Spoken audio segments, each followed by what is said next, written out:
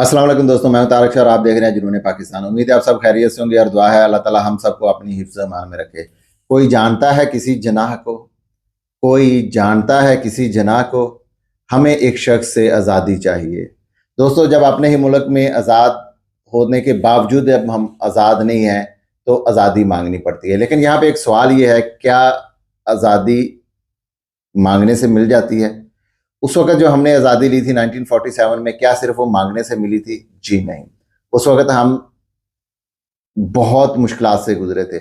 हज़ारों लाखों लोगों ने जानें दी और बहुत सारे लोग जो हैं वो अपने रिश्तेदार, कारोबार, घर-बार, माल-मवेशी सब छोड़कर हिजरत करके आए और बहुत सारों को रास्तों में ही कत्ल कर दिया गया। लेकिन यहाँ पे एक डिफरेंट किस्म है।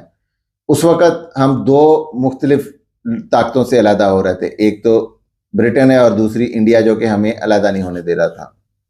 और उस वक़्त इतनी कत्लो-गारत और इतनी जो जानें ज़ाया हुई, जो शहीद हुए, उसकी तो आज तक गिनती नहीं हो सकी। लेकिन आज तो हम एक आज़ाद मुल्क में रह रहे हैं और उसके बाद अगर हमें आज़ादी एक मांग रहे हैं, एक हकीकी आज़ादी मांग रहे हैं, तो उसमें हमारे साथ बहुत बुरा सलूक हो रहा है। इसमें हमारी औरतें कैद में हैं, हमारे बच्चे कैद में हैं, हमारे बुजुर्ग कैद में हैं, हमारे नौजवान कैद में हैं और बहुत सारे लोग जो हैं वो घरों से दर-बदर हैं क्योंकि वो घर नहीं जा सकते, डर है कि वो गिरफ्तार ना हो जाए। मुराद सईद को ले लें और हमाद अज़हर और इतने बेशुमार लोग हैं जो अपने घरों में, कारोबार पे वापस नहीं जा सकते क्योंकि गिरफ्तारी का खतरा है। और खाली गिरफ्तारी हो ना, तो वो तो ठीक है, लेकिन यहाँ पे आपको टॉर्चर किया जाता है, आपको मारा जाता है, आपकी तज़लील की जाती है। हमारी नौजवान औरतें जो हैं, जिनका अल्लाह ताला उनको अपने हिफ्ज़ ईमान में रखे, उसमें सनम जावेद है, तैयबा राजा, आलिया हमज़ा है और हमारे बुज़ुर्ग जो हैं, जो कि हम इनको एक आयरन लेडी कहते हैं और वाक़ई ही उन्होंने साबित किया है। यास्मीन राशिद 75 साल की बीमार औरत है, वो जेल में है। हमारे महमूद रशीद को ले लें, इजाज़ चौधरी को ले लें, वो किस तरह की तकलीफ़ें बर्दाश्त कर रहे हैं और उनकी उम्रें देखें। सरफराज चीमा एक साबिक़ गवर्नर है, एक गवर्नर का ओहदा होता है, साबिक़ गवर्नर, और उनकी फैमिली के साथ क्या हो रहा है। हमारे एक जो पाकिस्तान की आवाज़ है, एक हमारे नामवर सहाफ़ी हैं इमरान रियाज, वो जेल में बंद है। अरशद शरीफ को कत्ल कर दिया जाता है। तो हम वापस आ रहे हैं, आज गिरफ्तार कर लिया गया शहरयार अफरीदी को दोबारा से। सारे पाकिस्तान की अदालतों में उनका कोई मुकदमा नहीं है, लेकिन उनको 3 MPO के तहत गिरफ्तार कर लिया और उसके बाद उनके ऊपर कोई ना कोई केस डाल दिया जाएगा। मैं ये पूछना चाहता हूँ, जिनकी कुछ दिन की हुकूमत है, कि आप लोग करना क्या चाहते हो? कुछ थोड़ा सा क्लू तो दें कि हम ये करना चाहते हैं, ताकि हम तैयार तो हों। अल्लाह ताला हम पर अपना रहम करे, अपना खास करम करे और हमें इस मुसीबत से बहुत जल्द जो है ना निकलने की तौफीक अता फरमाए। अच्छा जी, चलते हैं आज कुछ अहम खबरों पर। जैसा कि आपको कल बताया था कि आज इमरान खान साहब एक मुनफरिद रिकॉर्ड करने जा रहे हैं, क्योंकि एक मुल्क की जो तीनों अदालतें हैं, लोअर जुडिशरी, हाई कोर्ट और सुप्रीम कोर्ट, तीनों में एक ही बंदे का केस लगा हुआ था। तो सुप्रीम कोर्ट में तो केस अपने टाइम पे फिक्स हो गया और उसमें हियरिंग भी होगी, लेकिन जैसे कि मैंने आपको बताया था, इस्लामाबाद हाई कोर्ट से वहाँ फैसला बहुत लेट आएगा, क्योंकि हमें पता लग जाता है, एक अंदाज़ा होता है। सुप्रीम कोर्ट ने सुबह इस चीज़ को भांपते हुए कि ये काम होगा, वहाँ से फैसला बहुत लेट आएगा, तो उन्होंने सुबह ही अर्ली में अपनी जो है ना डायरेक्शन दे दी कि जो हुमायूं दिलावर साहब हैं, तोशा खाना का फैसला जारी नहीं करेंगे जब तक यहाँ का इस्लामाबाद हाई कोर्ट का कुछ फैसला नहीं आ जाता।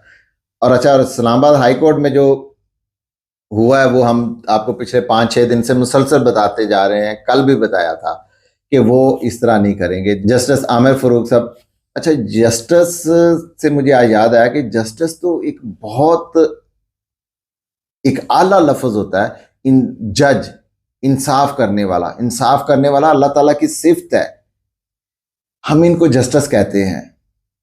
यहाँ पे मुझे एक नुसरत सिद्दीकी साहब का शेर याद आता है कि छोटे लोगों को बड़ा कहना पड़ा अक्सर, छोटे लोगों को बड़ा कहना पड़ा अक्सर, एक तकलीफ कई बार सही मैंने। ये छोटे लोग हैं, इनको इस चीज का नहीं पता कि जिस मनसब पे बैठे हुए हैं वो अल्लाह ताला की एक सिफ्त है, इंसाफ करने वाला, इंसाफ देने वाला। लेकिन यहाँ पे तो ये दलाली पे उतरे हुए हैं, दलाली कर रहे हैं ये लोग, तो ये जज नहीं है।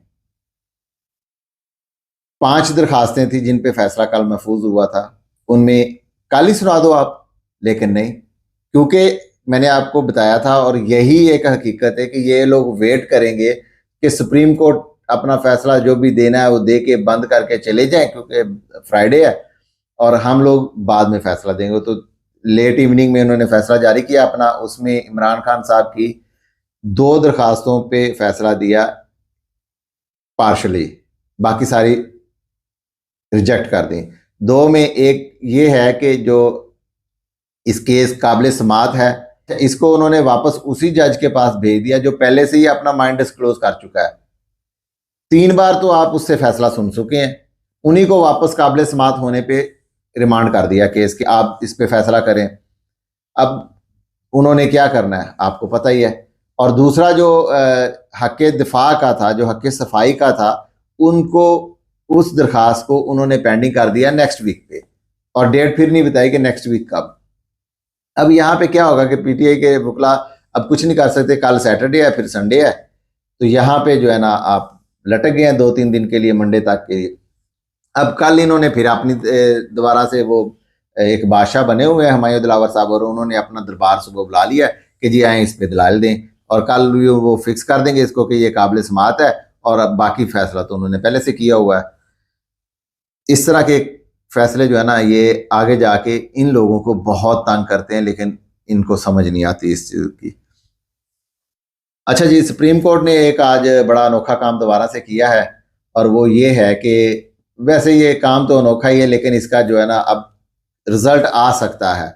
जो 14 मई का इलेक्शन का फैसला था, उसका आज तफसीली फैसला जारी कर दिया, और उसमें उन्होंने इलेक्शन कमीशन को ये कहा है कि इलेक्शन कमीशन फेल हुआ है इलेक्शन कराने में। वैसे तगड़ा फैसला है, अगर फैसले की हद तक देखा जाए ना तो ये बहुत सा तगड़ा फैसला है।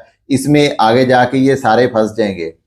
इसमें खास कर जो वफाकी हुकूमत और उनकी कैबिनेट और इलेक्शन कमीशन, ये तो टोटली फिक्स होता हुआ नजर आता है। अगर कभी भी कोई हुकूमत आती है, चाहे वो 5 साल बाद ही आती है या 2 साल बाद आती है, 1 साल बाद आती है, तो ये एक केस जो है ना ये इनके गले का फंदा जरूर बनेगा। और वैसे भी पीटीआई के वकला ने तैयारी शुरू कर दी है कि वो आज चूंकि फैसला जारी हुआ है, तो मंडे को वो तौहीन अदालत की जो है और तौहीन कानून की वो कार्रवाई शुरू करने के लिए दरखास्त देंगे सुप्रीम कोर्ट में। अच्छा, इलेक्शन कमीशन में आज इंट्रा पार्टी की जो इमरान खान साहब के इलेक्शन होने थे, उस पर जो आज उन्होंने कार्रवाई की है, तो उसमें इमरान खान साहब के जो वकील हैं बैरिस्टर गौहर साहब, उन्होंने कुछ दस्तावेजात मांगी इलेक्शन कमीशन से, जिसकी बिना पर जो है 8 अगस्त को ये डिले कर दिया गया।